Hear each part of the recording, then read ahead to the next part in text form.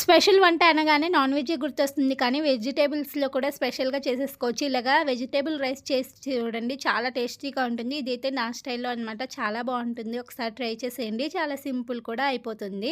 ఇంకా ఫస్ట్ అయితే మనకు కావాల్సిన వెజిటబుల్స్ అన్నీ కూడా కట్ చేసుకొని పక్కకు పెట్టేసుకొని, స్టవ్ ఆన్ చేసి ప్యాన్ పెట్టేసి ఆయిల్ అలాగే కొంచెం నెయ్యి కూడా వేసేసుకొని, బిర్యానీ స్పైసెస్ అన్నీ కూడా వేసేసుకొని, కొన్ని జీడిపప్పులు అలాగే కొంచెం కరివేపాకు, ఉల్లిపాయలు అలాగే పచ్చిమిర్చి కట్ చేసుకునేవన్నీ కూడా వేసేసుకొని, కొంచెం అల్లం వెల్లుల్లిపాయ పేస్ట్ వేసేసుకొని, ఇవన్నీ కలర్ చేంజ్ అయ్యేంత వరకు వేయించుకున్న తర్వాత, మనం ముందుగానే కట్ చేసుకొని ఉంచుకున్న వెజిటబుల్స్ అన్నీ కూడా వేసేసుకొని, సరిపడిన ఉప్పు కొంచెం అంటే కొంచెమే పసుపు వేసేసుకొని, ఇవి కొంచెం మగ్గిపోయిన తర్వాత ఎసరుకు సరిపడినంత వాటర్ వేసేసుకోవాలనమాట.